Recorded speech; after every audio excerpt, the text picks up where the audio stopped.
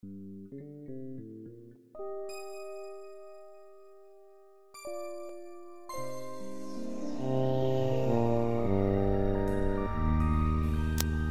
of all, I get a call from Andy Sparacco, who I've worked with before on another movie. In fact, we just wrapped a movie.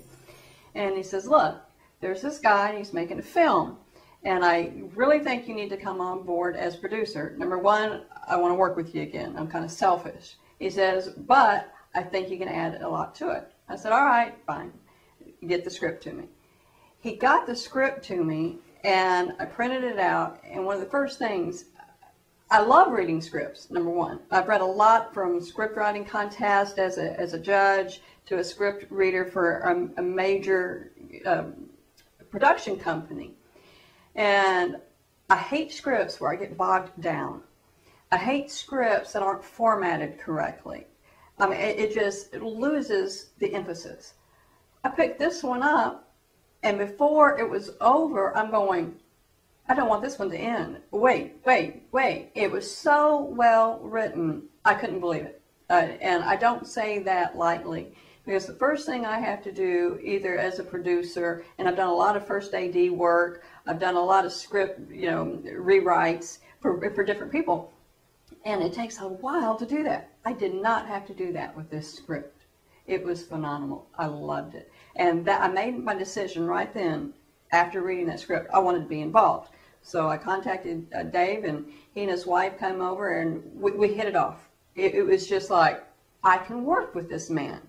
And the more I've worked with him, the scarier it's becoming, because we think so much alike, and it's almost like I can start something and he'll finish the sentence. And we draw our diagrams the same. We want it mapped out this way. And that's a rare. We haven't had a fight at all.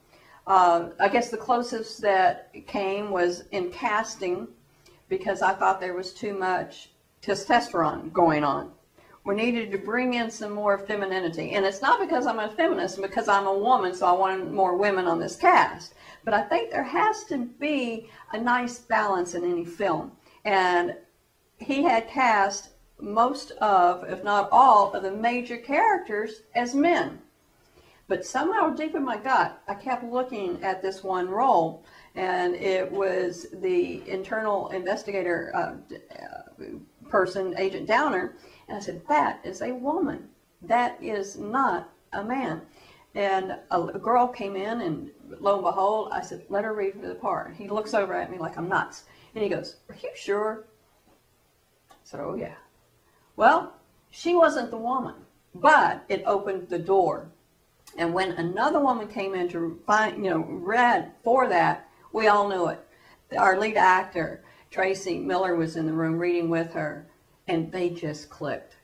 And I looked over, at Dave, and I didn't even have to say a word. I could see it on his face, like, yep, we've got to cast a woman in this role. So it's been like this from day one. Then we go out scouting for locations together.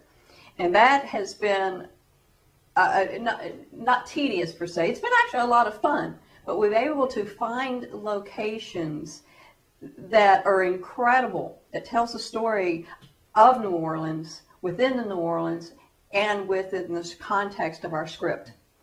We've got a bar that is so well written that you would have thought he was at the bar when he wrote that part of the script. And this film, although it's a short film, we have intentions to go bigger than that, will have the feel of a $20 million budget.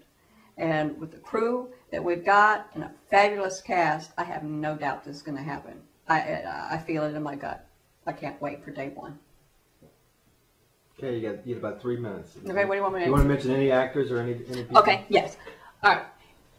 Casting, for me, I think was the most fun. I got to see raw talent, and I wouldn't say undiscovered talent, because Lance Nichols is just absolutely incredible. He's entremet. He was the preacher on The Curious Case of Benjamin Button. I also worked with him on a movie called Welcome to the Rileys, and every day on set, he would come to me and hi, and we became really good friends, and we always said, one day we'll work together.